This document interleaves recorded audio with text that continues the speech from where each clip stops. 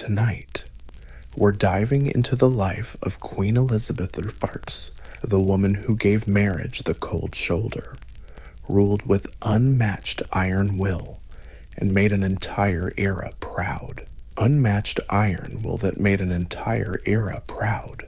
From the dark days of almost being executed as a princess to the triumphant spotlight of a queen, her reign reshaped England forever. A ruler, an icon, and a mystery, Elizabeth I. She's one of the most iconic monarchs in history. So before you get comfy, take a moment to like the video and subscribe, only if you actually like what we do, and let us know you're here. Sometimes, the stories we tell are so good, even we have to laugh out loud. And sometimes, we dig up boring stuff just because we said so. Now, turn off the lights, crank the fan for some white noise, and join us for a chill ride through the life, loves, and legacy of the Virgin Queen, Elizabeth Tudor. It was 1533, and the air at Greenwich Palace was thick with nervous excitement.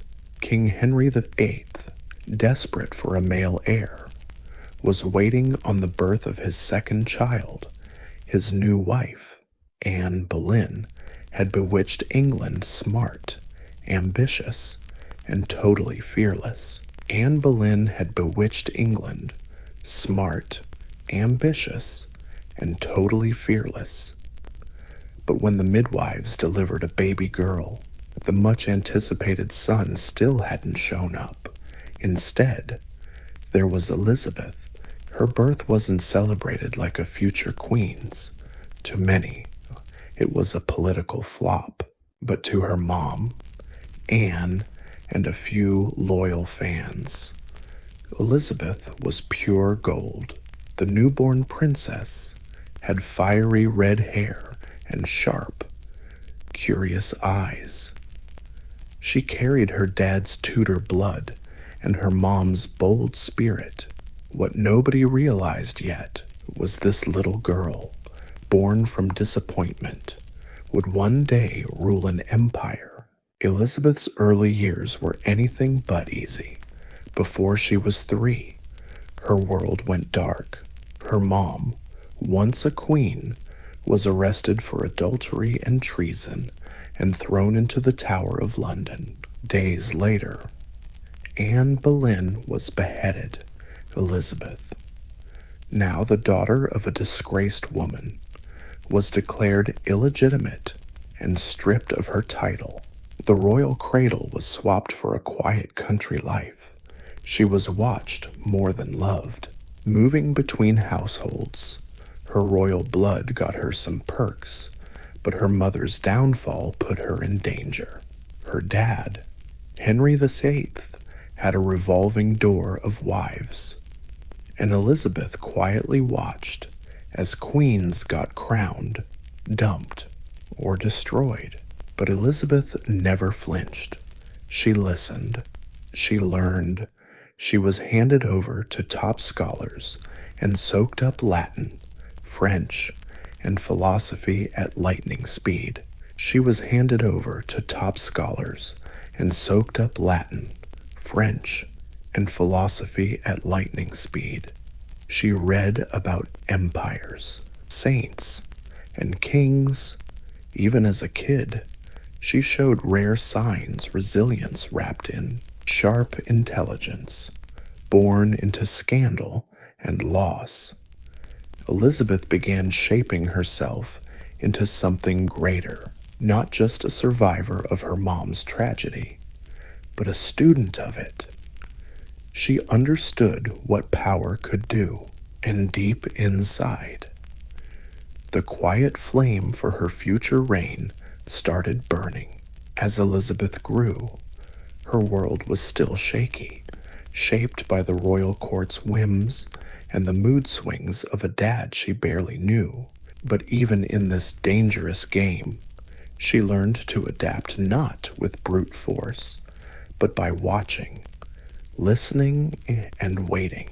While others fought for status, Elizabeth mastered the art of silence. She noticed how words could be weapons, how a smile could hide betrayal. Her mind became her fortress. Inside, she stored every lesson. Her education kept growing. Elizabeth read Cicero and Seneca, soaking up ancient Roman logic and the charm of classical poetry. She wrote letters in Latin, translated Greek texts, and spoke French and Italian almost fluently. Not just a noble lady playing the court game, she became one of Europe's brightest minds. But knowledge alone couldn't. She was protected. When her half-brother Edward took the throne, Elizabeth kept her head down, and when her half-sister Mary, a hardcore Catholic who distrusted every Protestant on the planet, became queen, Elizabeth's life took a sharp turn for the worse. Whispers started swirling around her. Some folks thought she was secretly pals with Protestant rebels. Others suspected she was just itching to snatch the crown herself. In 1554, when a rebellion against Queen Mary broke out, Elizabeth got dragged into the drama. She ended up locked away in the Tower of London. The same cold stone walls that once sheltered her mother now trapped her inside. For weeks, she lived in pure terror, wondering if she'd ever walk out alive. The tower's chilly halls echoed nothing but silence, broken only by footsteps, distant crows cawing, and her own quiet prayers. But did she break? Nope. Elizabeth flat out denied all charges. She wrote careful letters to the Queen, denying treason, but never sounding too cocky. She cried when she had to, stayed calm when it counted, and let silence speak louder than anger. Eventually, she was released not because anyone trusted her, but because she was too risky to kill and too tricky to convict. Walking out of the tower, Elizabeth was no longer just a princess with a claim. She was a woman forged by suspicion and survival, and her moment had arrived. In 1558, London's bells tolled the death of Queen Mary. The city held its breath. After decades of religious wars, burnings, executions, and chaos, people were ready for a new ruler. A woman once imprisoned in the tower, once dismissed as a bastard, was about to wear the crown. Elizabeth Tudor, just 25 years old, was declared Queen of England. She rode a white horse through the city streets, November air thick with the scent of forest fires and change. Crowds cheered, tossed hats, and kneeled in the muddy streets. She smiled bright and calm, but inside, she carried a heavy burden. England was torn apart. The treasury was nearly bankrupt. Foreign enemies lurked everywhere, and plenty still doubted a woman could rule solo. But Elizabeth had been prepping for this moment her whole life. Her coronation on January 15th, 1559, was a grand affair. Gold, velvet, and incense filling Westminster Abbey. She entered dressed in deep red and white, crown perched under the ancient arches of kings.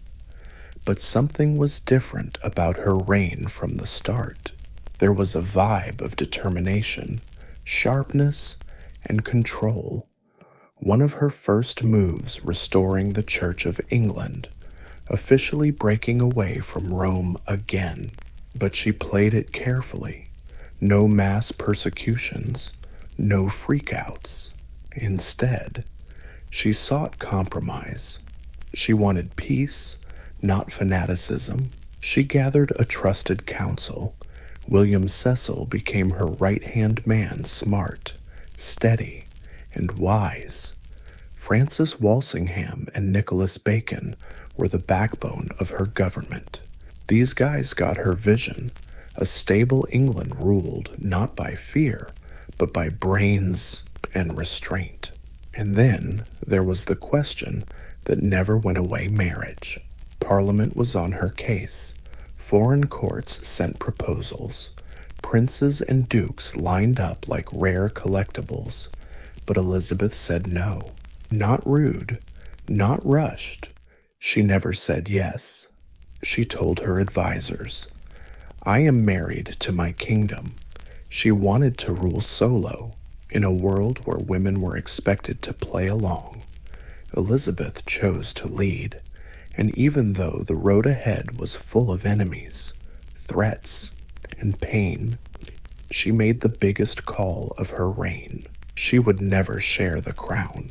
From the moment she wore it, Elizabeth became Europe's most eligible bachelorette, not for love, but for alliances. Control and power. Kings, princes, dukes, and nobles all queued up for a shot at her hand. Her most loyal servant, smart, steady, and wise. Then you had guys like Francis Walsingham and Nicholas Bacon, the backbone of her government. These men got her vision. England ruled not by fear, but by brains and restraint. And then there was that question that never went away: marriage. Parliament kept pushing her to pick a husband. Foreign courts sent proposals.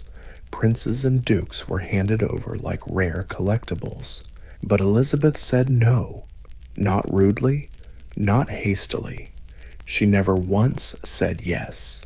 She told her advisors, "I am married to my husband, the Kingdom of England."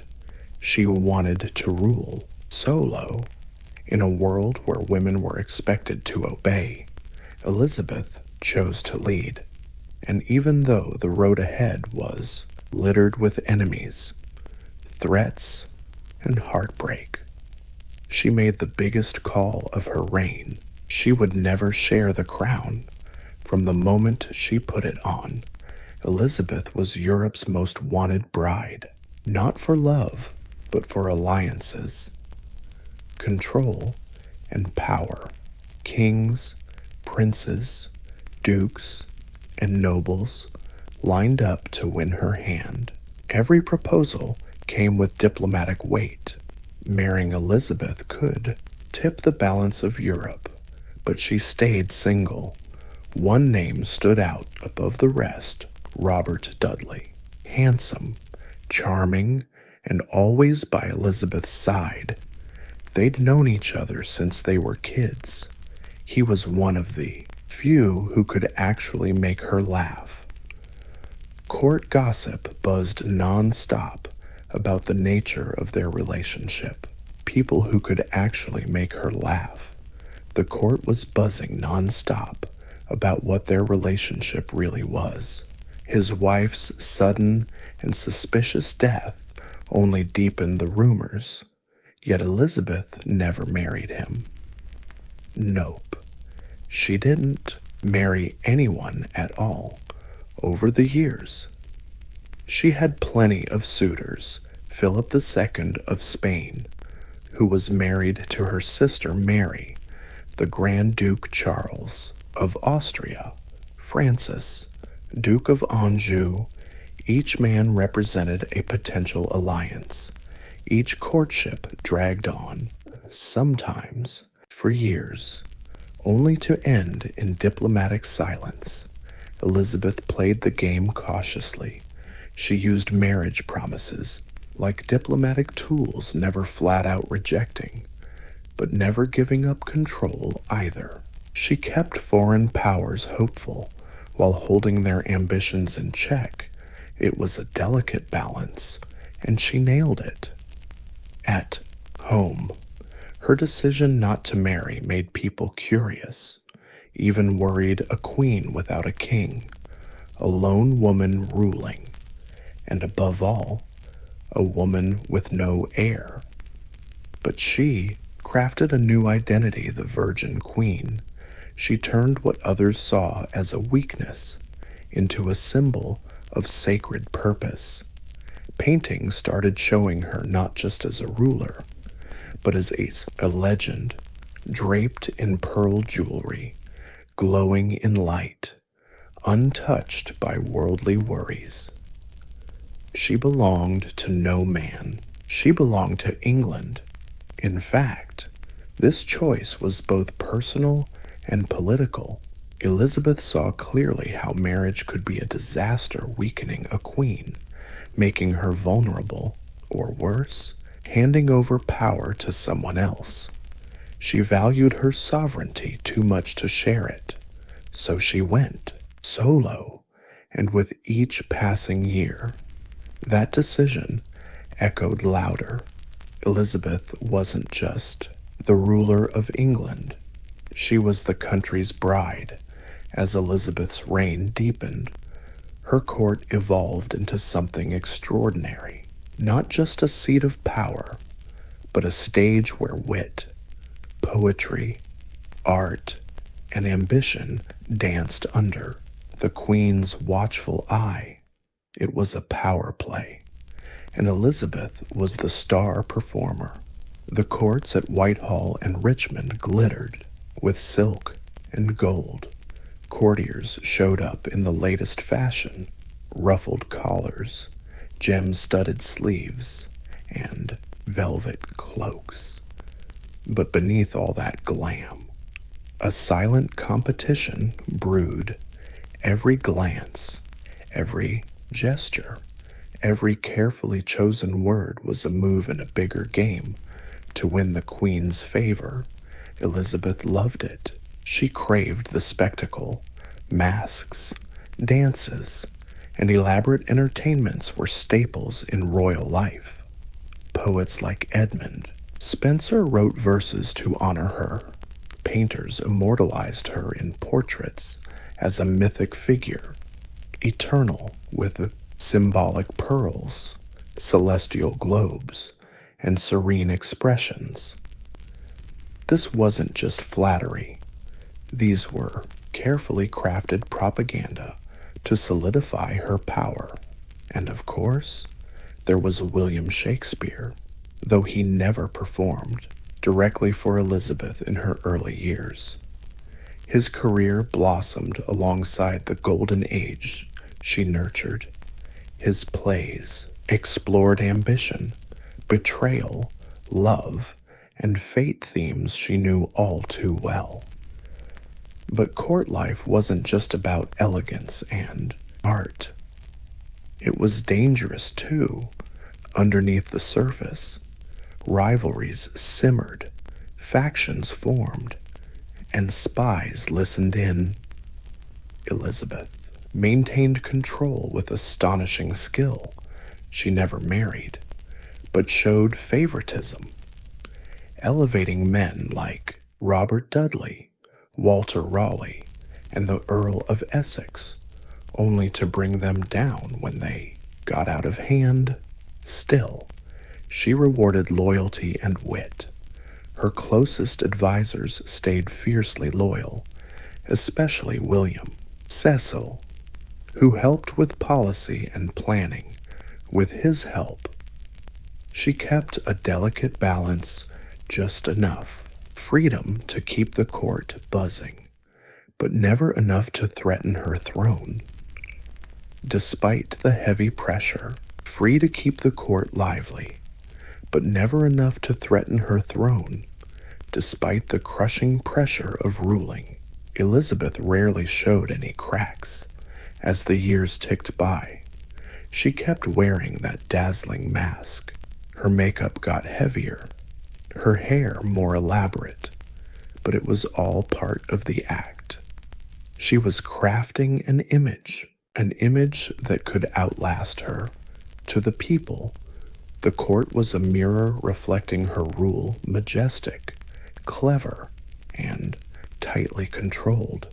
and at its center was a queen who knew better than anyone that power isn't just taken away. It's something you wield. Elizabeth's court sparkled with poetry and glamour, but outside the palace walls, darkness lingered. Her reign wasn't just about brilliance. It was marked by constant threats, some born from ambition, others from blood ties. Among the most dangerous was her own cousin, Mary, Queen of Scotland.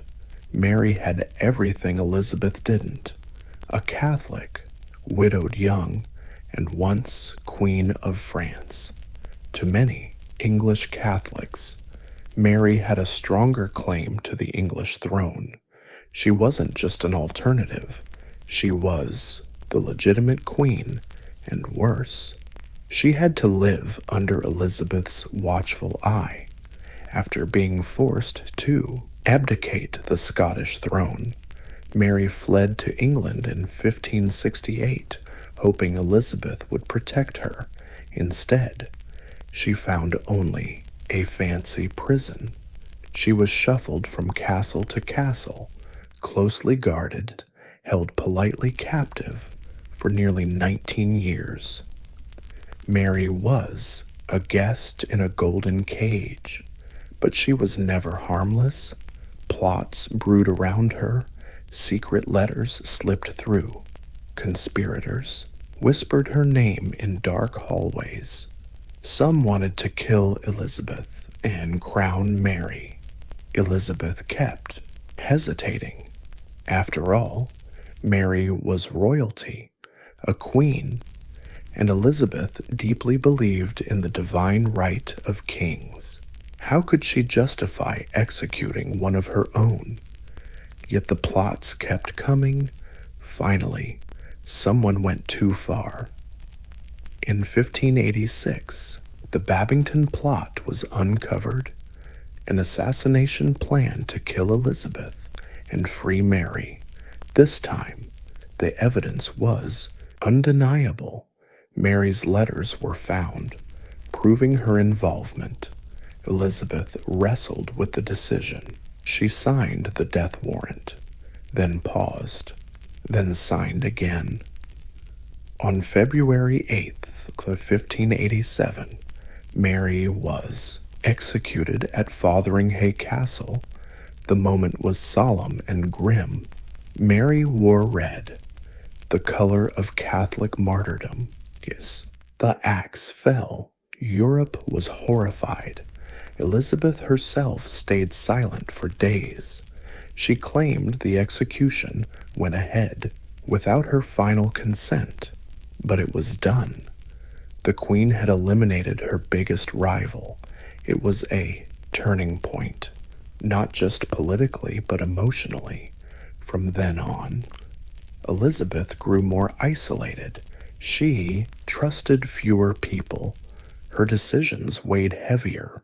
Now she painfully understood that being queen meant bearing both the crown and its consequences. She survived rebellions, but lost a part of her soul. In 1588, a storm was brewing, not from the skies, but across the sea. For decades, tension simmered between Protestant England and Catholic Spain. Finally, it exploded into the most iconic military crisis of Elizabeth's reign, the Spanish Armada. Spain, led by King Philip II, was once Elizabeth's suitor, now her enemy. Furious over Mary's execution and angry about English attacks on Spanish ships, Philip launched a massive invasion. Over 130 ships, carrying more than 30,000 men, set sail for England. It was called the Invincible Armada. England was underestimated: fewer ships, fewer men, less firepower. But Elizabeth had what? Spain didn't: speed, strategy, and unshakable determination as the Armada approached. Elizabeth went to Tilbury, where English troops waited, wearing armor, with a silver breastplate underneath. She delivered a speech that became legendary. I may have the body of a weak and feeble woman, but I have the heart and stomach of a king, and of a king of England, too. Her words fired up the soldiers. But the battle would be fought at sea. Smaller, faster English ships harassed the Spanish fleet through narrow straits. Fire ships scattered the armada at Calais. Then nature stepped in. Terrible storms hit the Spanish as they tried to flee north around Scotland and Ireland. Many ships sank. Thousands perished, dead. When the war ended, only half the fleet made it back to Spain. The invasion was a flop. Elizabeth survived. But the victory wasn't just military. It was symbolic. England, a tiny, divided country just a generation ago, stood up against the most powerful empire on earth and lived to tell the tale. The image of Queen Elizabeth the Virgin became stronger than ever. She wasn't just a monarch anymore. She was a national icon. Paintings showed her standing tall, hand raised over a globe, her dress studded with eyes and ears, symbolizing her awareness and command. That moment sealed her legacy. The Armada's defeat didn't erase all threats, but it marked a turning point. Elizabeth's England would never be underestimated again, and the Queen, once doubted and dismissed by kings for being a lone woman, now proved she was untouchable. In the years after beating the Spanish Armada, Queen Elizabeth reached the peak of her power. Her face graced medals, coins, and tapestries. Foreign ambassadors bowed with respect. People hailed her as Gloriana, the shining jewel of England. But time, like the tide, couldn't be stopped. The Queen, once dazzling with youth and wit, was now entering her 50s and 60s. Her most trusted advisors began to die off. William Cecil, her wise and loyal counsel of 4 decades, passed away. Robert Dudley, probably the only man she ever loved, suddenly died in 1588 upon hearing the news. She locked herself away and fasted for days. The court grew colder. New courtiers scrambled for power, but few earned her trust. She grew suspicious, guarded by day. She was drowning in ceremony and politics. But by night, silence took over. One of her last favorites, Robert Devereux, the Earl of Essex, embodied the chaos of a fading era, young, charming, and ambitious. Essex won Elizabeth's favor and her eyes. He disobeyed orders, botched battles, and finally led a reckless rebellion against the crown in 1601. Elizabeth had to sign his death warrant. He was executed for treason, and with him, another piece of her heart broke. Economically, the country struggled. Wars drained the treasury. Living costs soared. The once lavish court grew more solemn, less lively, but people still adored her. They saw in Elizabeth not just a queen, but the spirit of their nation, resilient, proud, and tough as nails in her final years. Elizabeth refused to name a successor. She feared it would weaken her power while she was still alive. She stood alone, growing weary, but stubbornly clinging to her crown. The grand parades slowed down. The dances grew slower. The sparkling lights dimmed. But the crown stayed firmly on her head. She powdered her face white to hide the aging beneath. Her hair was, or had become, a wig, but she still stood tall in her long gowns, her voice commanding even as her strength faded in the twilight of her life. She clung to one thing above all, her image, because she knew, long before anyone else did, that her legend would outlive her. Dawn in 1603, Queen Elizabeth III, the last woman on an incredible journey, passed away. She had ruled England for 44 years, leading the country through rebellions, invasions, plagues, and the Renaissance. But now, at 69, she was tired. She often withdrew from public life. Her appetite faded.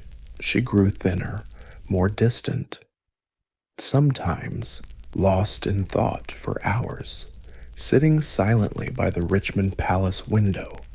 Those closest to her knew the Queen was slipping away. She refused to go to bed. Maybe pride, maybe fear of the symbol. A king lying down meant the king was near death. She stood or sat on cushions on the floor for hours, dressed in white, silent. When doctors urged her to rest, she softly replied, "Yes, not a word to be used with a prince." In her final days, Elizabeth reportedly named James VI of Scotland was the heir, Mary's son, Queen of Scotland, a perfect circle of fate. The woman she once executed now had a son to inherit the throne, with zero bitterness, just the way it was meant to be. On March 24th, 1603, the Virgin Queen died peacefully in her sleep. News echoed through London. Bells tolled. Black cloth covered the streets, and people mourned. It wasn't just the loss of a ruler, but the end of an era. The Tudor dynasty was over. But here's the twist. Elizabeth's legend never faded. It grew. She's remembered not as a frail old ruler, but as a dazzling queen who stood against empires, who named an era of discovery, drama, and defiance. She became a legend. Even today, she's one of the most admired women in history, the Virgin Queen, Gloriana, mother of her people, who ruled solo and left a golden age behind, born in scandal, raised in fear, crowned in doubt, but died a legendary queen. And though her voice went silent long ago, the echo of her reign still rings deep in the soul of a nation. England is her husband and her history, her child, long before modern hospitals, long before sterilized tools and electric lights. The ancient Egyptians practiced medicine in the warm golden lands along the Nile, beneath the blazing sun and gentle stars. Healing was both sacred ritual and daily necessity. Egyptians believed good health was a gift from the gods, and sickness was a sign of divine anger or spiritual imbalance.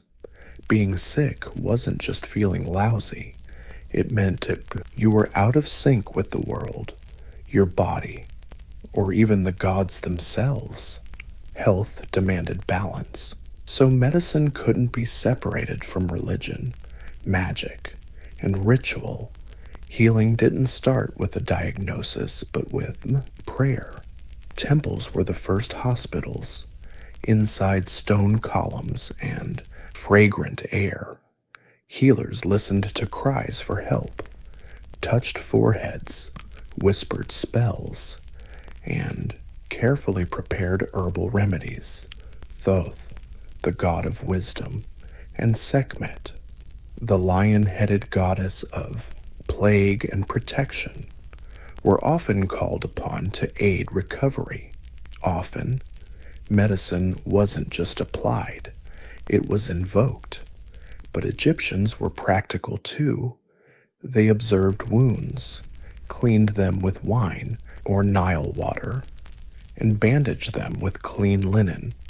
They knew which herbs reduced fever, which oils soothed skin, and which minerals stopped bleeding. Their knowledge was carefully passed down, written in ink on fragile papyrus scrolls, guarded by temple scribes, and only shared with trusted souls. They understood some diseases followed patterns, that childbirth required skill and cleanliness, that infections could kill, and that healing needed both hands and words. Life in ancient Egypt meant living with death always nearby. Crocodiles lurked in the river, sandstorms roamed the desert, and sickness was everywhere.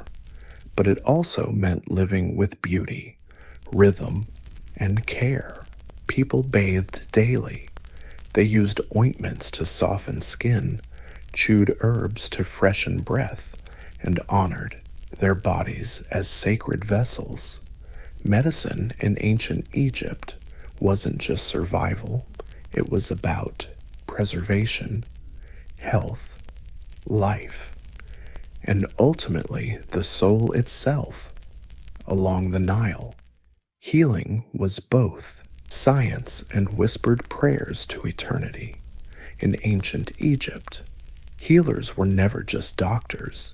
They were priests, scholars, and servants of the gods. Medicine wasn't merely learned, it was revealed through divine connection. So the first doctors were temple men, guided by sacred texts and their bodies like sacred vessels. Medicine in ancient Egypt wasn't just about survival, it was about preservation, health, life itself, and ultimately the soul.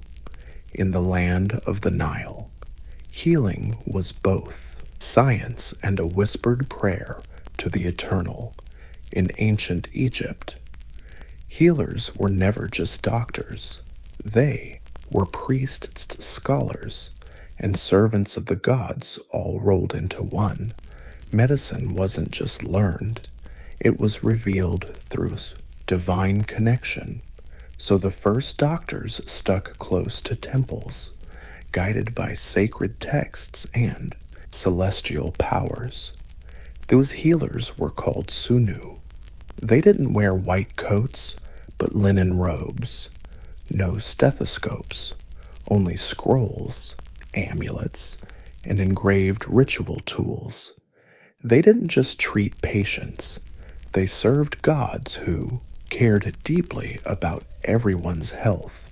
One such god was Thoth, the bird-headed deity representing wisdom, writing, and sacred knowledge. Legend says he gifted medicine to mankind, recording its principles in books hidden deep within temple libraries. His presence was invoked whenever healing began. His name whispered before a single word was spoken or a spell cast. A wound was even touched, but the most fearsome and revered goddess around was Sekhmet. Picture a lioness face with fiery eyes. She was both disease and cure rolled into one. Folks said she'd bring disaster to Egypt when angry, but would clear it up once calmed down. Prayers for help were said with serious respect. Her priests memorized hundreds of rituals to soothe her rage and channel her healing power. When a patient fell ill, the Sunu would beg the gods through ceremony. They'd anoint statues with holy oil, burn incense, and chant over water to make it sacred. Sometimes healing started with a dream. Patients slept in temples, hoping the gods would spill the cure while they rested in holy silence. But alongside gods, there were people like Imhotep, a real doc, architect, and wise guy from over 4,000 years ago. Later worshipped as a medicine god, shrines were built in his name. People believed his smarts could protect them from sickness long after he died. That's the heart of Egyptian medicine, part divine, part practical, ancient and eternal. To care for the body, you had to honor the spirit. Healing wasn't just skill, it was reverence. Every remedy was a ritual, every illness a heavenly message. And the doctor, caught between worlds, part healer, part messenger, always tuned into the gods' whispers, deep in temple storerooms, where dry air and faint incense hung. Scrolls were kept like treasures. Among them was one of the greatest medical artifacts ever penned, the Ebers Papyrus, found in the 19th century, but written over 3,500 years ago. This giant scroll stretched over 765 feet, written in careful, sacred script. It held more than 700 remedies, the spells, and surgical tricks. It wasn't just a medical handbook. It was a vivid snapshot of how Egyptians viewed the body, illness, and invisible forces moving. Among them, the papyrus covered almost every body part. Treatments for eye infections, stomach aches, broken bones, hair loss, breathing troubles, even mental disorders. Some cures were pure herbal magic cloves, honey, onions, and resin mashed into pastes or soaked in wine. Others required chanting or rituals, calling on divine names to unleash their power. One passage advised on treating asthma with a mix of herbs heated on stone, telling patients to breathe in the steam. Another described symptoms like diabetes, frequent peeing, and thirst, showing knowledge way ahead of its time. But mixed in with this science were rituals, instructions to draw protective symbols on skin, recite spells over amulets, or bury certain materials. Under moonlight, Egyptians didn't separate science from the sacred. To them, knowledge came from gods, and healing needed both hands and spirit. The Ebers Papyrus also mentioned Mo thought to be channels or vessels carrying air, blood, and life forces around the body. Not exactly modern anatomy, but it shows deep curiosity about inner systems. Egyptians might not have had microscopes, but they observed, recorded, and remembered. This ancient scroll might have been studied in temple schools, passed between healers, and consulted during sickness or divine uncertainty. Touching its linen surface meant holding 1,000 years of accumulated wisdom, and within its fragile folds, the heartbeat of modern anatomy. But it shows a deep curiosity about the body's inner workings. Egyptians had no microscopes, yet they observed, recorded, and memorized. This ancient papyrus might have been studied in temple schools, passed down between healers, and referenced during sickness or divine uncertainty. Touching its linen surface is like holding 1,000 years of accumulated wisdom, and inside its fragile folds, the heartbeat of ancient Egyptian medicine still softly echoes, despite all the sacred rituals and superstitions. Ancient Egyptian medicine was pretty practical when wounds gaped open or bones broke, when infections spread or childbirth turned risky. No prayer could replace the steady hand of the healer. Egyptian doctors understood the urgency of a body in crisis. They treated wounds with astonishing precision, not just relying on gods, but also on experience, sharp observation, and some serious skill. Their tools were made from bronze or chipped glass, simple but effective. Scalpels, hooks, forceps, and needles were usually sterilized with alcohol or fire before use. When patients had cuts or slashes, doctors cleaned the wounds with honey, a natural disinfectant packed with enzymes that kill bacteria. Then, linen bandages were carefully wrapped to protect the wound and speed healing. Not your average mummy wrap here, these were soft, bleached cloths, sometimes soaked in herbs or oils to soothe the skin. For broken bones, splints were carved from wood or reeds and tied tight with strips of cloth. Dislocated joints got massaged back into place with oil. Swelling was cooled down with compresses made from crushed lotus roots or ground minerals. Even burns were treated with a mix of milk, honey, and clay to draw out heat and prevent infection. Surgeons understood anatomy through animal dissections and battlefield experience. While internal surgery was rare, they could drain abscesses, lance boils, and remove infected tissue. They even practiced a form of cauterization, burning wounds to stop bleeding or close injuries.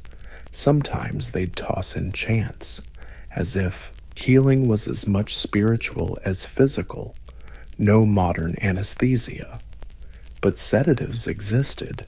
Mandrake root, poppy extracts, and fermented drinks dulled pain and sent bodies into a dreamy calm. Through it all, I felt peace. Healers worked, methodically and deliberately.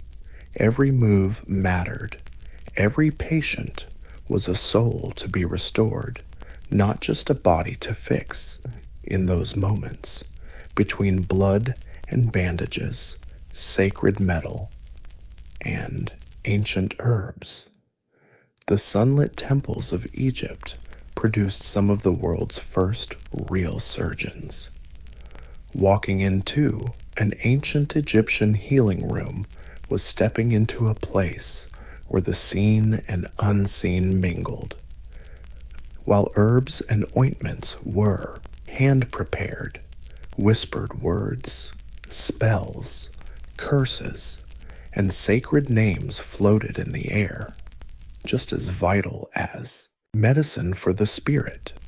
Illness wasn't always chalked up to natural causes. People often believed evil spirits, nasty gods, or restless dead had invaded the body. Healing had to tackle both body and soul. That meant magic wasn't just superstition, it was legit medicine. Healers might start by chanting for the patient, begging protective gods like Isis, the nurturing mother goddess, or Bez, the dwarf god who chased away nightmares and sickness. The rhythm of the chant was key.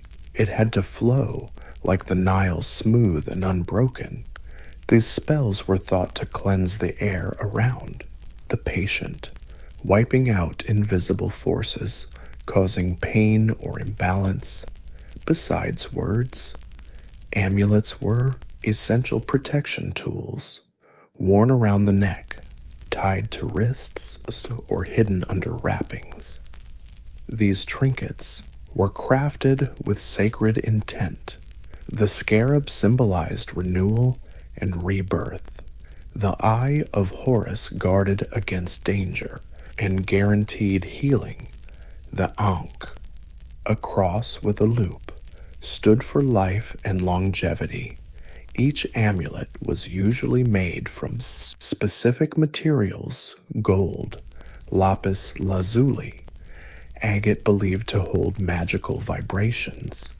They were blessed in temple rituals before being handed to the sick. Some healing methods demanded complex magical rites. This magic might require writing sacred names on a piece of papyrus, then burning, burying, or swallowing it with water. Other rituals included drawing protective circles on the floor or symbols on the patient's skin to stop and ensured healing. The Ankh, the cross with a loop, symbolized life and longevity. Each amulet was usually made from specific materials: gold, lapis lazuli, carnelian, believed to hold magical vibrations. They were blessed in temple rituals before being handed to the sick. Some healing methods required complex magical procedures. These spells might involve writing a sacred name on a papyrus, then burning, burying, or swallowing it with water. Other rituals included drawing protective circles on floors or painting symbols on the patient's skin to stop evil forces from coming back. Even medicine sometimes came with spells. Snake venom could be smeared on wounds with words "come out," poison, "may you strike his heart." This mix of words and substance, spirit and science, formed the true core of Egyptian healing. For them, the body couldn't heal unless the soul was soothed, so the healer was both doctor and wizard, treating visible wounds and banishing invisible ones. In the shadowy temple walls and along the lush Nile banks, ancient Egyptians gathered medicine not from bottles, but straight from dirt, leaves, roots, sap, seeds, and flowers. Nature was their pharmacy, and the land itself was bursting with cures. Egyptians knew their plants inside out. They knew which herbs dropped fevers, which killed pain, and which calmed upset stomachs. Their meds weren't guesswork. They were learned, passed down from doc to apprentice, scribbled on papyrus, and refined over generations. For burns, they slathered on aloe vera's thick gel like nature's own Band-Aid. For infections, myrrh was the go-to. This desert sap packed antibacterial, soothing, and sacred vibes. It got burned in temples, smeared on wounds, or mixed with booze to cure sore throats. Willow bark, the original aspirin, cut the pain, nibbled or brewed into tea. Its bitter taste hid some serious healing power. Cilantro, Egyptian dill, garlic, and juniper helped digestion, while fenugreek soothed coughs and licorice root sweetened breath and calmed throats. Many potions were carefully crafted, ingredients crushed on smooth stones, mixed with oil, booze, milk, or honey, then dosed just right. Some got swallowed, some rubbed on skin, some packed into wounds. Others burned so patients could inhale the healing smoke. Honey was everywhere, not just for taste, but because it naturally fights infection and protects tissue, milk, and beer. Sacred staples of daily life became carriers for powdered herbs or crushed minerals. Even animals had a role. Crocodile or hippo fat, crushed beetles, or snakeskin could be mixed into rare remedies. Treatments always balanced by rituals and prayers. Every ingredient had a purpose, both practical and symbolic. Their medicine cabinet wasn't hidden behind glass. It grew in their gardens, markets, and temple courtyards. The whole world was a pharmacy if you knew where to look. And while their pharmacology came from gut feeling, not chemistry, the results spoke for themselves. Because in ancient Egypt, plants weren't just tools, they were silent doctors, rooted in the rhythm of life. For Egyptian healers, diagnosing wasn't a quick checklist. After all, the body wasn't just veins and bones, it was spirit, emotions, and fate. Understanding someone's illness meant watching not just symptoms, but signs, not just the body, but the destiny behind it. Doctors started by listening to the patient's voice, breath, and the expression in their eyes. They'd feel the pulse, not just counting beats like us, but sensing energy patterns, tension, or imbalance flowing through hidden channels of life. They examined urine, sweat, and poop, checking for weird colors, smells, or textures. Tongue and skin were clues too pale or flushed, hot or clammy, dry or oily. But beyond physical signs, a deeper question always lingered. So, why now? For them, sickness had a cause, but also a context. Was it punishment from a god, a curse from a jealous rival, an invisible spirit clinging to the soul for mysterious cases? Healers turned to divination. They'd consult dream books, interpreting images patients saw while asleep. A falling dream might mean loss, a drowning dream, an overwhelmed soul. Temples even offered dream incubation rooms, a jealous rival, an invisible soul clinging to the spirit in stranger cases. Healers turned to divination. They might consult dream books, interpreting images patients saw while asleep. Falling dreams might signal loss. Drowning dreams could mean an overwhelmed soul. Temples even offered dream incubation rooms, where the sick spent the night, hoping for guidance straight from the gods. Some healers drew sacred symbols in sand or cast tiny bone pieces to read patterns. Others watched birds or begged prophets for divine signs. Diagnoses could come from the stars, the flight path of a hawk, or the soft whistle of the wind. Through those papyrus readings, for folks suffering mental anguish, vague images, confusion, or deep sadness, the diagnosis might be spiritual possession, the cure, a herbal mix, soothing words, and some seriously powerful magic chants to kick the intruder out of your mind. In Egypt, diagnosis wasn't just naming an illness, it was understanding its story. Every disease had a beginning, a message, and if the gods agreed, a cure. The healer's job was to uncover that hidden thread and gently bring it back to balance.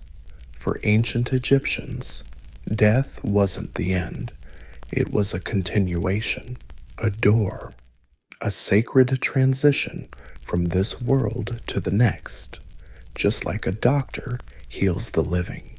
He also prepared the dead. Mummification was basically the ultimate medical procedure. The process was long 70 days of carefully staged rituals. It started by washing the body with Nile water and fragrant palm wine to cleanse the skin. Then came the removal of internal organs like the stomach, intestines, lungs, and liver. Each organ was carefully taken out and placed into canopic jars guarded by gods. The heart, believed to hold the soul and memories, usually stayed inside the body. Sometimes it was swapped out for a sacred amulet shaped like a scarab beetle to keep you safe on your journey to the afterlife. The trickiest part was pulling out the brain. A long hooked tool went in through the nose, breaking the thin bone behind. The eyes. The brain was scooped out in bits because it wasn't considered necessary in the afterlife. Once emptied, the body was packed with natron salt, a hardcore drying agent, for 40 days. It rested in silence until all moisture was sucked from the flesh. Then came the wrapping process, both medical and mystical. Hundreds of meters of linen were layered around arms, legs, fingers, and torso, often inscribed with protective spells and sealed with resin. Amulets were tucked between layers. Each symbol was meant to guard a part of the soul's journey. The Eye of Horus meant protection. The anchor symbolized eternal life. The jade pillar stood for strength and stability. The final wrapping was typically done with a grand ceremony. Priests recited the opening of the mouth ritual, symbolizing the restoration of senses so the soul could eat, speak, and breathe in the afterlife. Perfumes were applied. A mask, often gold, was placed on the face. The mummy was then put in an intricately carved coffin, and finally in a tomb filled with food, tools, and texts for the afterlife for Egyptians. Preserving the body wasn't vanity, it was love, the ultimate healing, the eternal cure, and through it, death was softened into sleep, even though sand long ago swallowed temples, and papyrus scrolls have faded over time. The wisdom of ancient Egyptian healers still quietly echoes on their mix of science and spirit. Herbs and hymns laid the groundwork for generations to come, not just in medicine, but in how we understand the human healing experience. Many of their methods have traveled far. Greek scholars like Hippocrates and Galen studied Egyptian texts and techniques. The Greeks built on Egyptian ideas about anatomy, diagnosis, and herbal cures. Heck, even the word pharmacy comes from the Egyptian Per Ankh, meaning house of life, where medicine, magic, and writing were kept. Concepts like hygiene, wound care, and the importance of observation were all mentioned in their medicine and still matter today. Clinics, using honey as a disinfectant back then, willow bark for pain relief, and garlic to boost health are all science approved now. In many ways, Nile healers weren't primitive. They were pioneers walking the line between the tangible and the divine. Yet, their greatest legacy might not be their ingredients or tools, but their philosophy.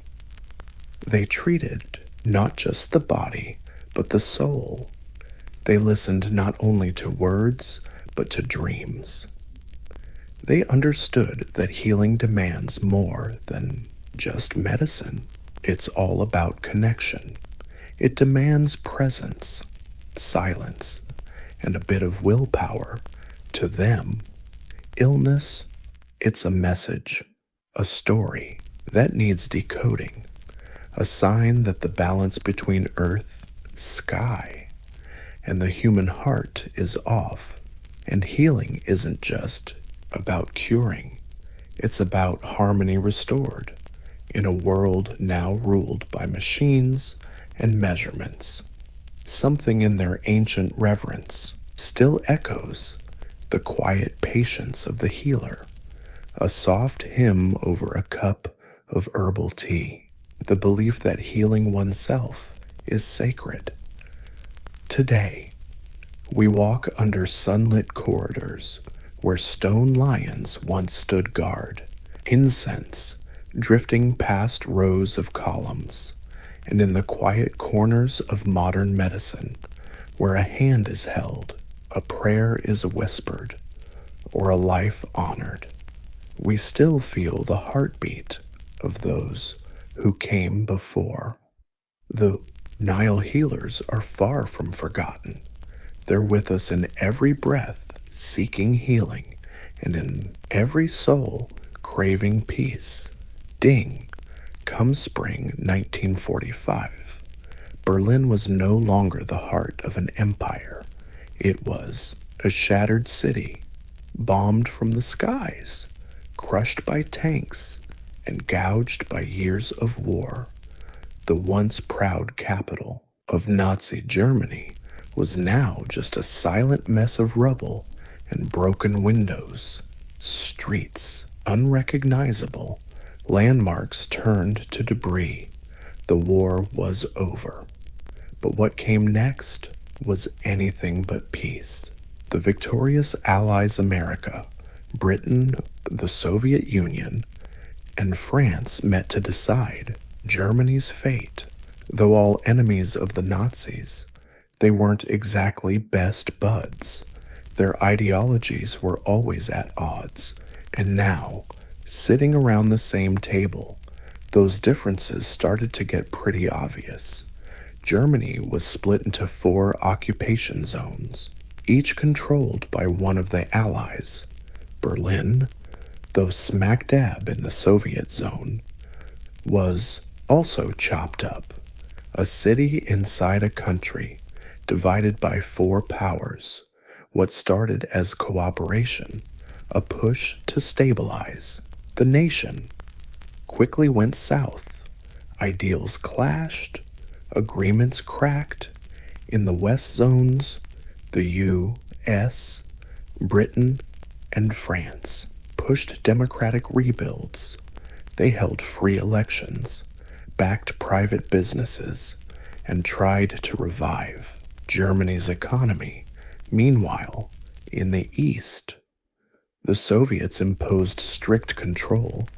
They tore down industries, censored opposition, and laid the groundwork for a socialist state tied to Moscow. Berlin became the flashpoint of this growing divide. Once a unified city, it now held 2 opposing futures. West Berlin flooded with American goods, jazz, and newspapers. East Berlin echoed propaganda, food distribution, and political purges. In those early post-war years, the border between East and West wasn't yet walled off. People could still move freely, crossing streets from one world to another. But tensions rose month by month. In 1948, when the Western Allies introduced a new currency, the Soviets retaliated by blockading Berlin, cutting off roads and railways into the city. The West responded with the Berlin Airlift, a massive operation flying in food, fuel, and supplies for nearly a year. West Berlin survived on wings. When the blockade ended, one thing was clear: Berlin wasn't just a city anymore. It was a symbol, a dividing line between freedom and control, east and west, a line only getting sharper. The war's end brought victory, but not unity. Months passed, and the uneasy alliance among the Allies slowly turned into quiet hostility. The world was splitting, not just in ideas, but in reality, and nowhere was that split clearer than in Berlin, once Germany's cultural and political hub.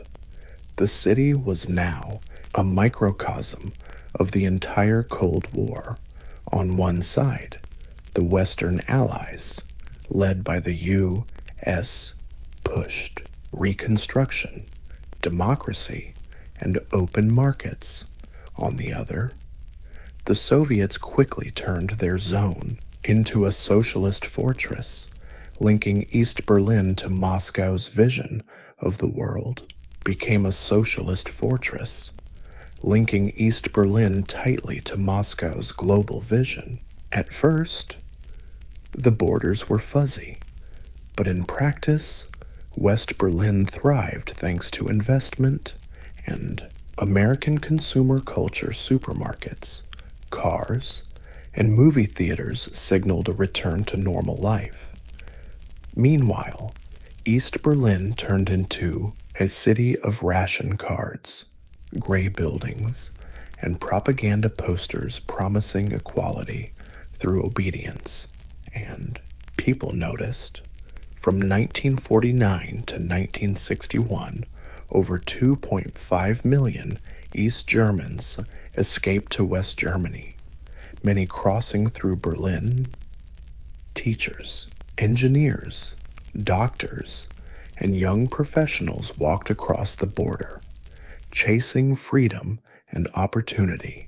It was a migration East Germany just couldn't handle.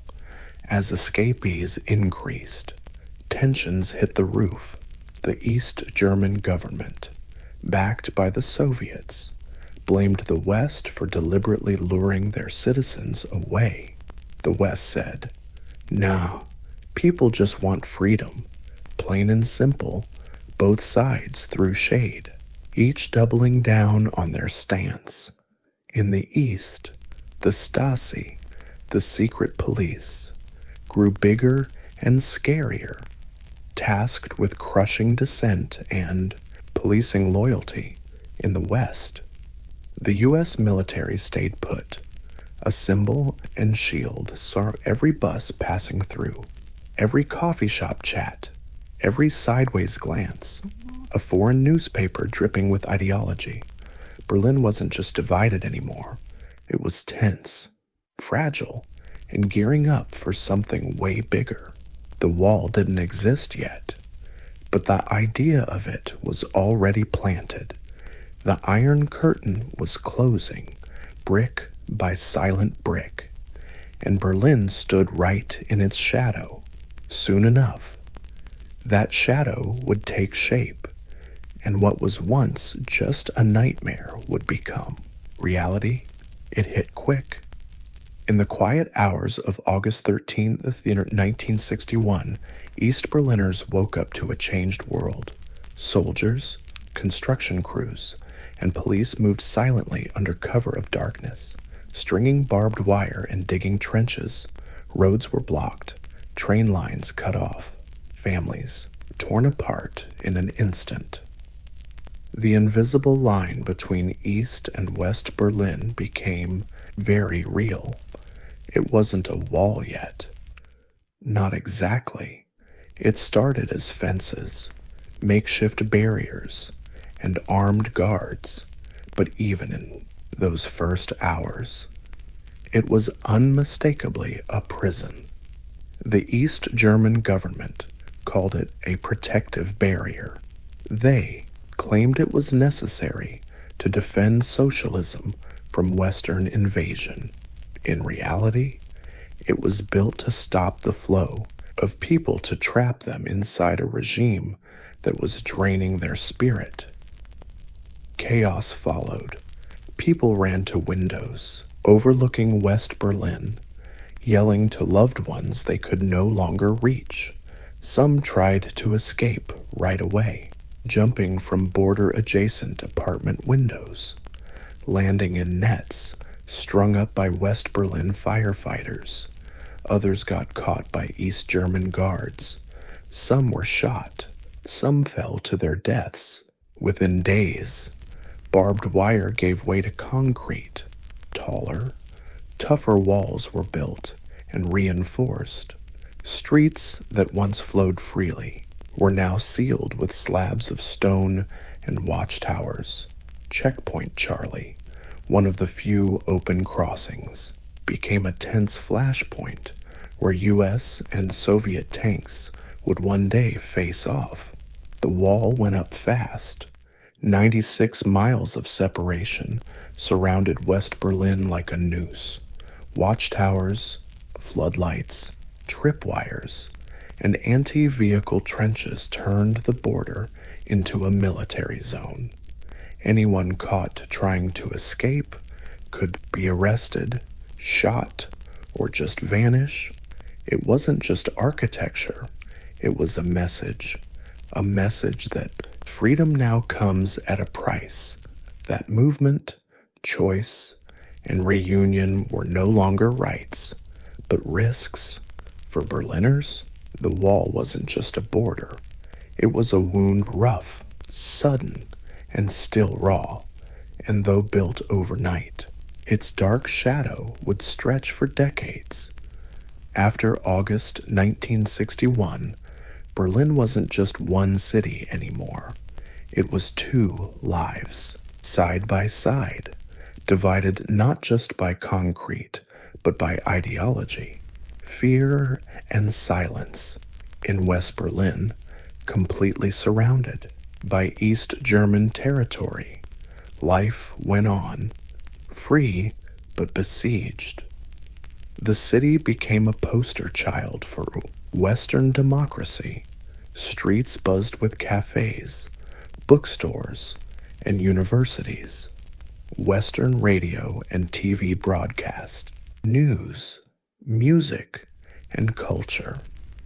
The U.S. military patrolled openly, a silent promise of protection, yet despite Berlin's wall was more than a border. It was a raw, jagged wound, sudden and unhealed, and though it went up overnight, its shadow stretched for decades. After August 1961, Berlin wasn't a city anymore.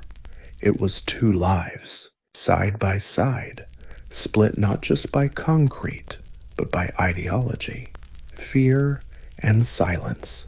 In West Berlin, completely surrounded by East German territory, life went on free but besieged. The city became a showcase for Western democracy. Streets buzzed with cafes, bookstores, and universities, Western radio and TV broadcast, news, music, and culture. U.S. troops patrolled openly, a silent promise of protection. Yet despite the freedom, West Berlin was still an island, isolated, divided, always aware the wall was just a few blocks away. For those living in East Berlin, life was tightly controlled. The government promised safety, equality, and jobs for all. But behind that promise lurked a powerful surveillance tool, the Stasi, East Germany's secret police. They listened, watched, and took notes. Nearly 1 in 6 East Germans became informants, sometimes willingly, but usually under pressure. Neighbors spying on neighbors, teachers watching students, friends disappearing after private chats. One wrong word could mean arrest. One bad joke could end a career. And yet, most people endured it. They worked, raised kids, went to concerts and museums, but always felt someone was eavesdropping, like their lives weren't entirely their own. The wall became part of the landscape. Kids grew up playing in its shadow, never knowing the world before it. Lovers stood on opposite sides, silently waving across the divide. Elders passed away without ever seeing their grandkids again. Even phone lines between East and West were cut. Letters were censored. Feelings folded up like maps of a city you're no longer allowed to visit. And yet, people adapted west. Berliners held protests and lit candles. East Berliners found quiet joy wherever they could in music, poetry, and whispered dreams. Churches became hideouts where rebellion could be murmured behind stained glass and flickering candles. But no one forgot the Berlin Wall. It was always there, gray, cold, sunny, and watching. A constant reminder that freedom could be snatched away overnight. And for Berliners, life became a tightrope walk between hope and resignation, between love and loss, between waiting and remembering, waiting for the day the wall would fall. The Berlin Wall stood like a fortress, concrete, steel, and silence. But even the toughest walls can't stop the human craving for freedom. So from the moment it went up, people started finding ways to get over it, crawl under it, or break through. Some tried for only a few hours. In those chaotic early days, folks jumped out of windows of buildings bordering the West. Some survived. Others fell and died as East German guards scrambled to brick up escape routes. Over time, jailbreak attempts got more desperate and daring. A group of friends spent months digging a tunnel under the wall, hauling dirt out by bucket and working by candlelight. Eventually, 29 people crawled to freedom through that narrow passage. Another family flew over the border in a homemade hot air balloon, stitched together from nylon scraps and powered by propane tanks. Others hid in tricked-out cars, curled up under the floorboards, or stuffed into secret compartments behind dashboards. One young guy slammed his car through a checkpoint windshield removed, so border guards couldn't see him right before he sped through. The gamble paid off. He lived. Some tried. Swimming. The icy canals and rivers were a risky but clear route. A few made it. Many didn't. Bullets usually beat water. In total, over 5,000 people escaped East Berlin during the war years, but more than 140 died trying. Every escape became a symbol of courage, despair, and the high cost of control. One of the most haunting stories is Peter Fechter's, an 18-year-old shot while trying to climb over the wall in 1962. He fell onto the death strip, screaming for help as soldiers just stood and watched. No one came. He bled out in front of the world. His story and many others echoed beyond Berlin, sparking outrage and sorrow worldwide. For escapees, life in the West was often bittersweet. Freedom came with guilt, grief, and the knowledge that loved ones were still left behind. But every successful escape quietly chipped away at the wall's power, because every breakout was more than just a journey. It was a reminder that no wall, no matter how high or guarded, could stop the will to be free. Not staying put, But every successful escape dealt a quiet blow to the wall's power, because every escape was more than just a journey. It was a reminder that no wall, no matter how high or guarded, could stop the will for freedom. Not everyone could escape. For many in East Berlin, crossing the wall was never an option. Family, risk, or circumstances kept them there. But staying didn't mean giving up. In the quiet corners of everyday life, resistance took root, not with weapons, but with words, whispers, and willpower. Writers and poets smuggled their work to the West, publishing banned manuscripts under pen names. Their voices, too dangerous to speak aloud in the East, were carried over Western radio waves. Even just listening became an act of rebellion, scanning the European radio dial, volume turned down, curtains drawn tight. Churches became sacred places, not just for worship, but for spreading truth, while the state kept a hawk's eye on schools and workplaces. The Lutheran Church carved out a space for debate, dissent, and hope. In candlelit halls, folks gathered to talk peace, reform, and the possibility of change. The regime grudgingly tolerated the church, and church leaders became the last guardians of free thought. Artists turned blank walls into symbols.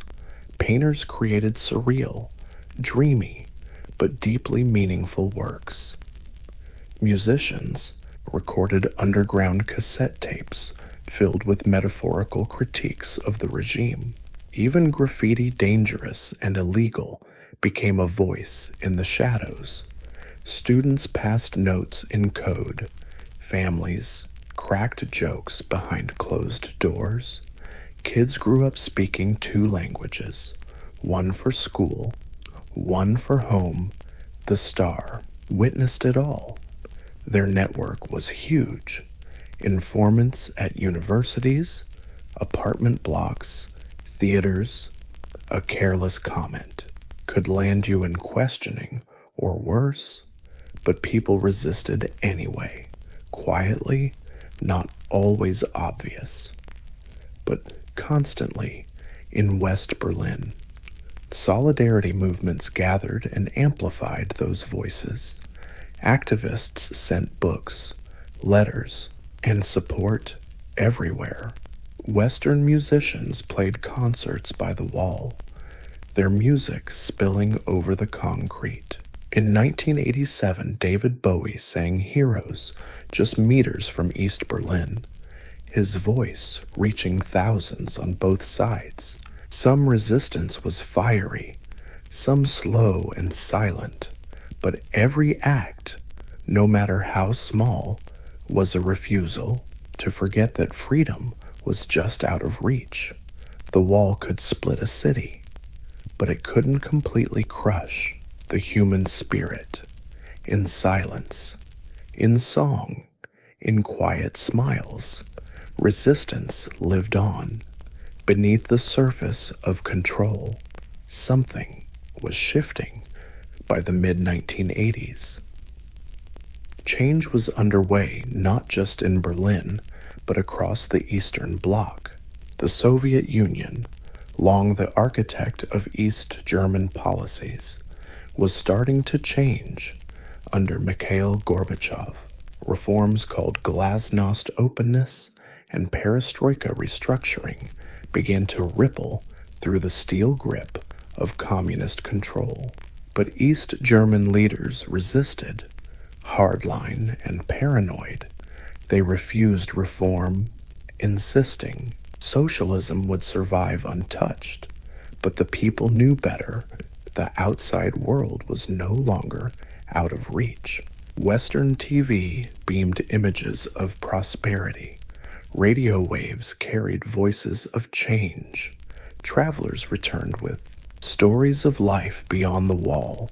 Then something unexpected happened in Hungary, an Eastern Bloc country. Border fences started to come down. In May 1989, Hungary opened its border with Austria, creating a quiet escape route westward. Thousands of East Germans flooded into Hungary, then crossed into Austria and gained freedom. This wave of protest sparked a chain reaction. Peaceful demonstrations spread across East Germany. In Leipzig, people gathered in churches and public squares, holding candles and chanting, "We, the people, we are the people." Their message was crystal clear. The government no longer spoke for them. Week after week, protests grew in Dresden, Berlin, and other cities. Tens of thousands marched peacefully but with fierce conviction for a country built on surveillance and silence. The noise of its people was deafening. International pressure mounted. Cameras captured marches. Tension, courage. Even East German security forces began to hesitate. The world was watching, and bloodshed would not go unnoticed. Behind closed doors, East German officials scrambled to respond. In a desperate attempt to calm protests, they made a mistake. A single line at a press conference was ambiguously announced, claiming travel restrictions would be eased, effective immediately. Immediately. The meaning got totally misunderstood. People only heard one thing: the border was open. Just one crack in the confusion was enough. Crowds started gathering at checkpoints, demanding passage. The guards, dazed and unsure, reached for their phones but got no answer. And in that fragile, silent chaos, a wall that stood firm for 28 years began to shake. It was the night of November 9th, 1989, cool, quiet, and at first, totally unremarkable. But by evening, something extraordinary started to happen. After a botched press conference where an East German official declared citizens could cross the border immediately, thousands of East Berliners flocked to the wall. They showed up with passports, questions, and hope confused, excited, skeptical, all at once. At the checkpoint, Bornholmer Strasse, guards were overwhelmed. No orders had arrived. Nobody knew what to do. The crowd grew bigger. The chants got bigger. Open the gate. Some guards shouted into phones, begging for instructions, for backup. But higher-ups were just as shocked. No orders came down.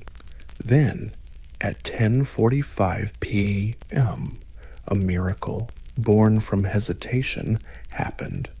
A lone border guard, facing thousands of stubborn citizens and no clear instructions, made a choice. He opened the gate.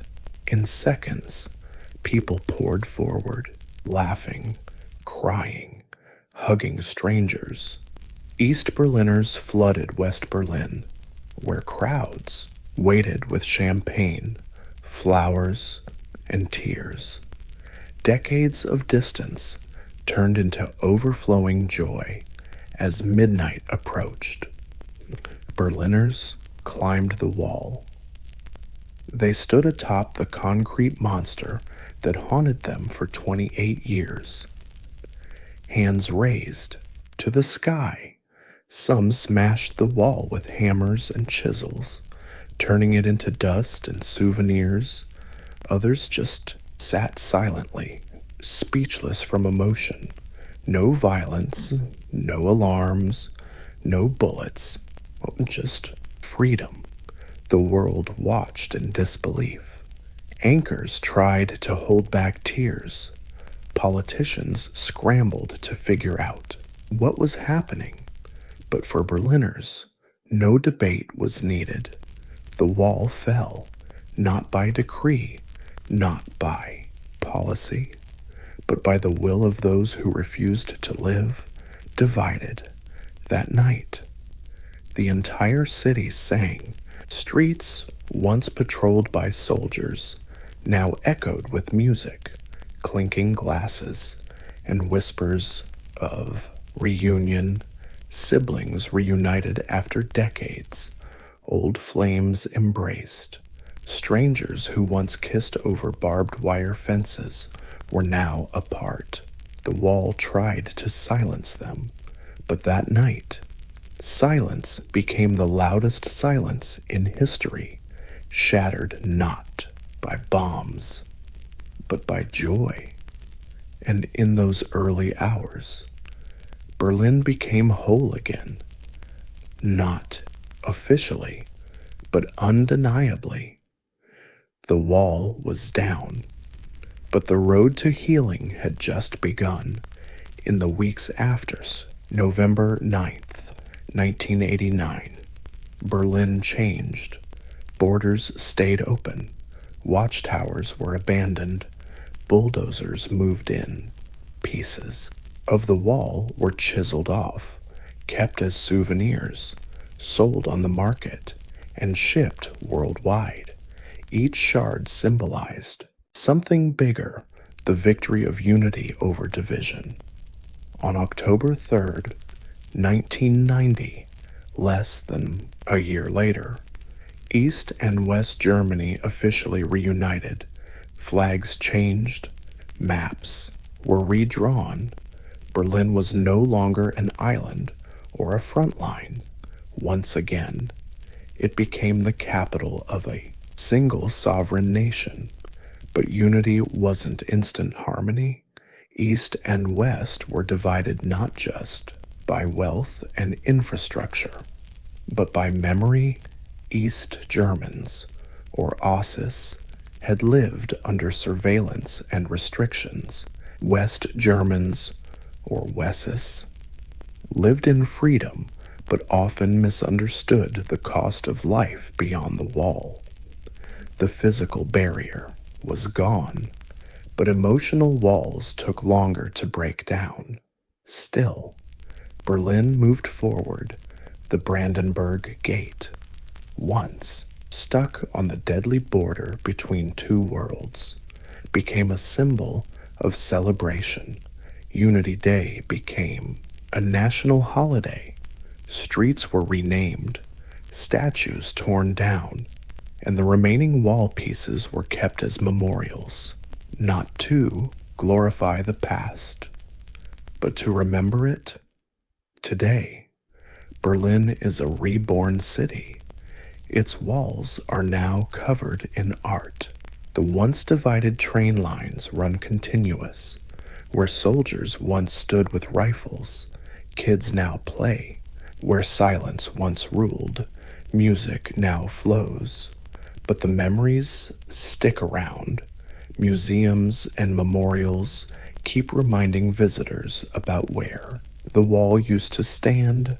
Little bronze plaques on the sidewalks bear the names of those who died trying to cross it, and every year, Berliners light candles on the anniversary of the wall's fall, not just to party, but to reflect, because the story of the Berlin Wall isn't just about division, it's about resilience, the quiet bravery of those left behind, the guts of the escapees, voices that refused to be silenced.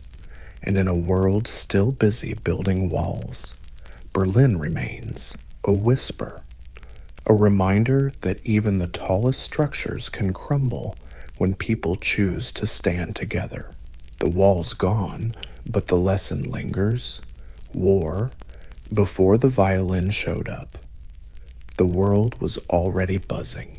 with the hum of strings, soft, trembling notes echoing through temples, palaces, and villages. The idea of making sound from strings is ancient, older than your great-great-grandma's memories. For centuries, humans fiddled with wood, guts, and bows trying to coax something resembling a song. The earliest known bowed instruments didn't come from Europe, but from Central Asia and the Middle East. The rebab, with its round belly and haunting sound, spread through Islamic culture to North Africa and Spain. In Byzantine lands, the lyra's twang echoed in palaces and town squares. In medieval Europe, bowed fiddles and glass flutes started to gain popularity. Flat-bodied, keyed instruments were often played in ensembles or to accompany dances. These early instruments shared a spirit, if not a shape. They used a bow to stroke the strings, producing long sounds that mimicked the human voice, but they lacked something: clarity, predictability, and a certain flexibility. Renaissance music grew richer and more expressive. Composers wanted instruments that could match their grander visions, and so began the quest for a more refined sound. By the 15th and early 16th centuries, a new design started to take shape. It wasn't the brainchild of one man or a single moment, but a slow evolution shaped by trial, error, and intuition.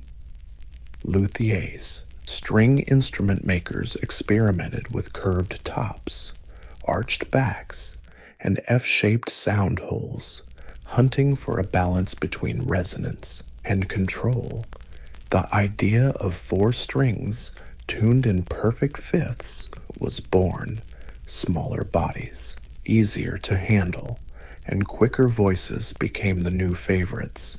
And most importantly, this instrument was designed not to rest on your lap or cradle like a medicine bottle, but to sit on your shoulder, held tight like a loyal companion. This wasn't just a technical tweak, it was emotional. It made the player part of the instrument and the instrument part of the player, though it had no official name at first. This sleek, curved, expressive creature was the birth of what we now call the violin.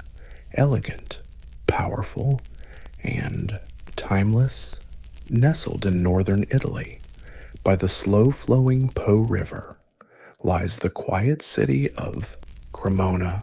In the 16th century, it wasn't a city of armies or kings. It was a city of craftsmen. The streets echoed not with cannon fire, but with the tap-tap of chisels on wood, the gentle caress of varnish, soft music drifting behind shuttered doors. It was in Cremona's workshops that the violin found its true home. No one can say exactly why Cremona became the cradle of violin making. Maybe it was the humidity, perfect for seasoning tonewoods. Maybe the abundance of high-altitude spruce and maple, a perfect blend of softness and strength. Or maybe it was the people themselves, humble craftsmen with careful hands and keen ears, who breathed life into the violin. Among them was Andrea Amati, born around 1505, a visionary musician who shaped music for centuries. In his small workshop, Amati began refining the shape of this young instrument. He carved the body with elegant symmetry, tuned 4 strings in perfect fifths, and added F-shaped sound holes that let the wood breathe and sing.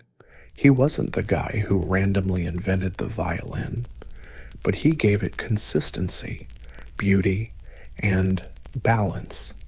His instruments were commissioned by the nobility, including the French court.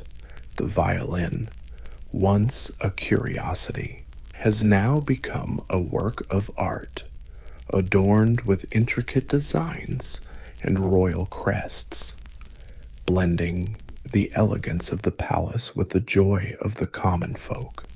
The city itself turned into a musical forge.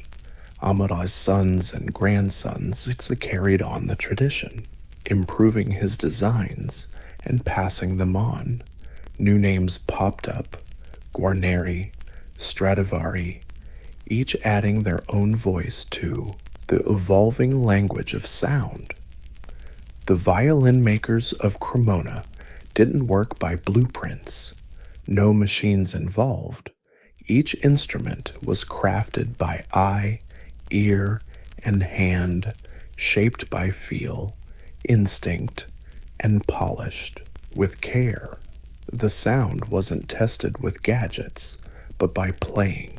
And so, in the shady rooms of this quiet Italian town, the violin was born not just as an instrument, but as an emotional messenger, designed to sing in churches, concert halls, and hearts around the world. By the dawn of the 17th century, the violin was more than just a new gadget. Now, its voice was waiting to be perfected, and on the quiet streets of Cremona, that perfection took shape, not in marble or paint, but in wood. Antonio Stradivari was born around 1644. He was probably a student of Niccolò Amati. He would become the most famous violin maker in history in Coro Garibaldi's workshop. Stradivari carved violins that looked touched by something sacred: curves, arches, glossy varnish, all precise, elegant. His instruments didn't just resonate, they spoke. Each violin bore the Latin label Antonius Stradivarius Cremonensis, and soon enough, musicians across Europe were hunting them down. His violins had power in grand halls, but kept a warm, intimate feel. Even centuries later, no modern instrument has quite beaten them.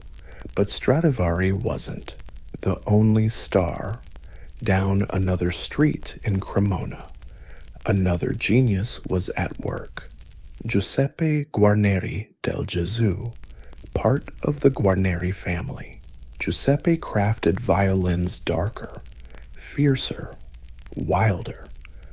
While Stradivari's voice was beautiful, Guarneri's was raw and bold, loved by players who preferred passion over polish.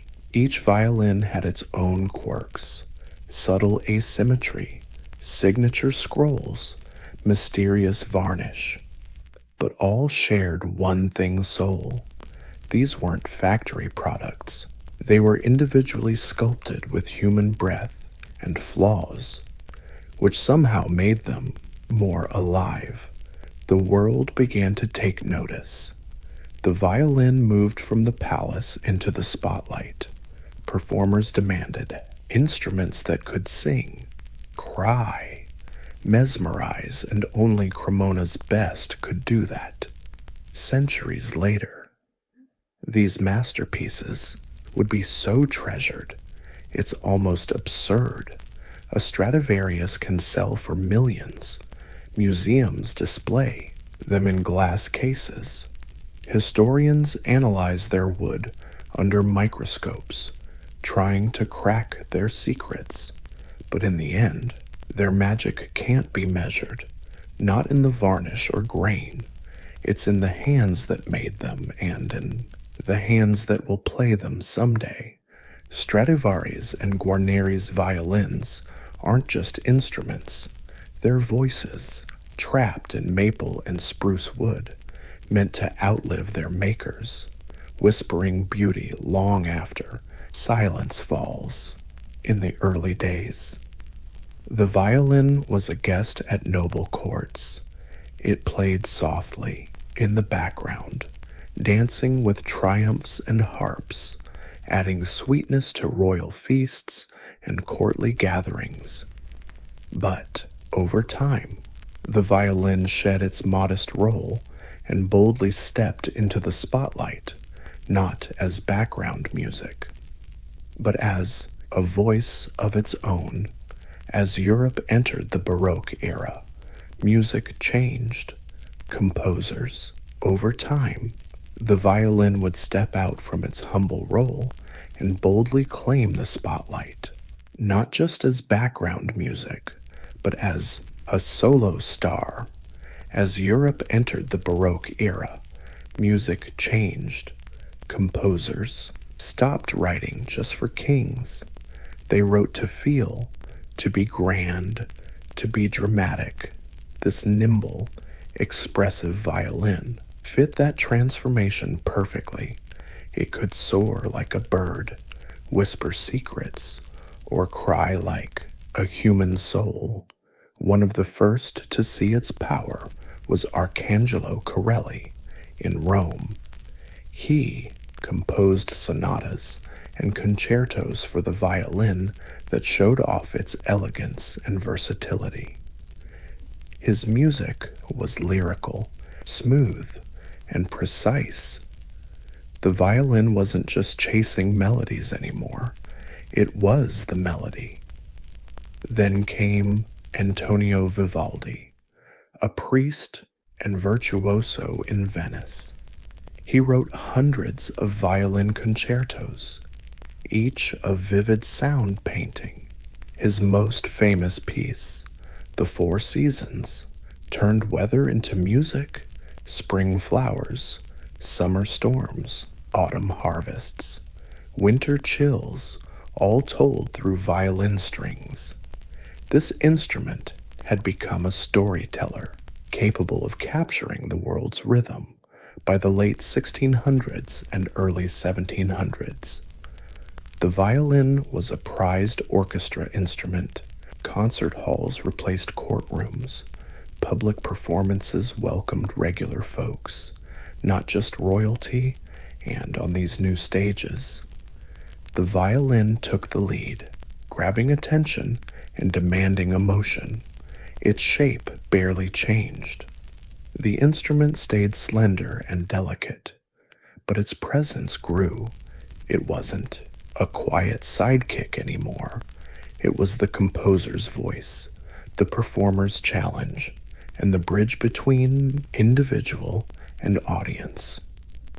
The violin stepped out of the parlor and onto the global stage, and with every performance, every concerto, every vibrating note, it proved it wasn't just a regular instrument. It was the heart of music. By the 19th century, the violin wasn't just about elegance. It became a raw force of expression, capable of hypnotizing crowds and revealing the deepest corners of the human soul. Leading this transformation was a man who seemed born from legend, Niccolò Paganini. Tall, pale, long black hair, and fiery eyes. Paganini was both a genius and a mystery. When he played, his fingers glided effortlessly over the neck. He jumped octaves, bent notes into screams, and coaxed sounds from the violin no one thought possible. Rumors spread. Some claimed he sold his soul to the devil for these gifts. The truth, Paganini mastered violin techniques no one had before. He invented tricks, pushing the instrument to its limits: left-hand pizzicato, double stops, rapid harmonics. His compositions weren't just hard, they were bold, dramatic, and packed with emotion. Audiences were mesmerized, composers were inspired, and the violin was no longer just a pretty instrument. It reflected human passion. Others followed, like Joseph Joachim, the interpreter of Brahms' poetry. Pablo de Sarasate matched Paganini's elegance. Fritz Kreisler brought charm and warmth to every phrase. Each left a mark not just on violin music, but on the violin itself. Composers embraced this new era of virtuosity. They wrote concertos demanding more than skill. They demanded soul. Mendelssohn's concertos sparkled like moonlight. Tchaikovsky screamed pain. Brahms roared powerfully.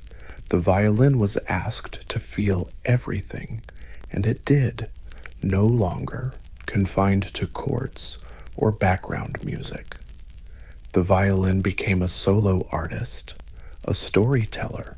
Now it could sing of joy and sorrow, anger and longing. With a single note, it could express what words couldn't. And for listeners, this experience was personal. The violin didn't just play music. It touched something deep inside and stirred an ancient, painful, beautiful thing. It was no longer just about performance. The violin had become the voice of the soul. Playing violin is an art, but crafting one is even harder. The violin isn't just assembled, it's carved, crafted from wood with patience, instinct, and centuries of passed down knowledge. No factory or machine can replace the hands of a master luthier. The process starts with wood. Not just any wood, but carefully selected pieces with the right grain, age, and resonance. Spruce wood is used for the top, light and brilliant. The back and sides are made of maple, sturdy and flexible. The wood must be aged, sometimes taking years to prepare. Decades went into chasing that perfect sound. Then came the carving. The violin's curves had to be just right. Thickness of the plates, the exact shape of the F-holes, the curl's arch, all these tiny details mess with the sound. The luthier works slowly, listening as they scrape away the scraps. The goal, not perfection, but a balance between power and vibration, brilliance and warmth. Then there's the varnish, a mystery that's baffled scientists for centuries. The golden glow of a Stradivarius, the black flame of a Guarneri, each finished with a secret mix of oils, resins, and dyes. Is the magic in the ingredients or the wizardry of the maker's hands? Modern researchers have X-rayed, CT scanned, and chemically analyzed these legendary violins. They've measured frequencies, modeled acoustics, even 3D printed replicas. Still, no one's cracked the full secret. Maybe it's not just the materials, but the relationship. A great violin isn't just its parts. It's hours of listening, tuning, and feeling. The maker taps wood, bends grain, senses its potential. There's no manual for this, only silent, handed down experience from generation to generation, even today. In small workshops worldwide, violins are still made this way, with the hands and heart, each one slightly different, because every piece of wood has its story, and once the instrument's done, it sits silent, holding its breath until the bow stretches the strings and breathes life into it. Violins don't just sing, they remember how they were made, born in the hands of Italian violinists. But The violin didn't stay put in Europe. Its voice, so human, so adaptable, was destined to cross mountains and oceans through trade routes and migration. The violin became a citizen of the world. In Ireland and Scotland, it morphed into the fiddle, lively, rustic, and quick. It leads dancers in pubs and village squares, spinning reels and jigs with infectious joy. There, the violin shed its formality, its familiar, passed hand to hand, often learned by ear, becoming part of everyday life. In India, the violin blended into Carnatic music, held differently, resting on the ankle while seated, the instrument reinvented. Its voice echoed ancient raga tunes, mimicking the smooth human vocal lines of sacred songs. It didn't replace traditional instruments. It adapted and became sacred. In the Middle East, the violin took on the microtonal scales of Arabic and Persian music, often standing in for the rebab and kamanche. In skilled hands, it can hum and soar with fierce intensity, capturing centuries-old sorrow and beauty. In the Americas, it mingled with settlers and slaves, creating new musical forms. In Appalachia, it shaped bluegrass and old-time tunes. In Mexico, it dances in mariachi bands under wide-brimmed hats and desert stars. And in jazz, the violin found freedom. From Stefan Grappelli's enchanting Parisian improvisations to Stuff Smith's raw power, an instrument once royal now swings, improvises, and roars. Every culture tweaks the violin to its own soul. Every player adds a new twist, a new purpose, a new place, but the instrument stays the same. 4 strings, curved body, wooden bridge, and a few other bits. Something timeless, no matter the genre, country, or tradition. The violin always has one foot in history and the other in emotion. It can sound like a whisper or a forest fire, and maybe that's its true power. The violin belongs nowhere and everywhere, feeling lives. When the orchestra gathers, all eyes lock forward, where the violins rest, row after row. Their polished wood gleams under the lights. They raise their bows together, ready to breathe life. Row after row, polished wood gleamed under the lights. They raised their bows in unison, ready to breathe life. Into the silence. In this sound world, the violin was the crown jewel.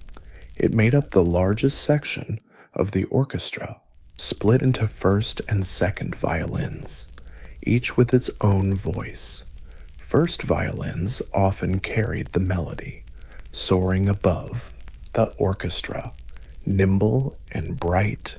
Second violins were just as important, creating harmony and support, making the rich soundscape. The concertmaster led the orchestra, the top violinist and the conductor's right hand. They lead the orchestra, tune the instruments, and sometimes steal the spotlight with solos. Their role isn't just musical, it's symbolic, a bridge between leadership and teamwork. Composers have known this instrument's power forever, from soft, shimmering debuts to Mara's storms. The violin adapts sweet or blazing, simple or dazzling, in symphonies. It often opens and closes the show, but the concert stage isn't just for symphonies. Violin soloists have become some of classical music's biggest stars. Names like Jascha Heifetz, David Oistrakh, Itzhak Perlman and Hilary Hahn fill halls with performances that feel less like concerts and more like soulful chats with stringed friends. They tackle concertos that push the limits of emotion and skill, Tchaikovsky's aching melodies, Sibelius's icy fire, Beethoven's solemn majesty all come alive when the violin steps forward.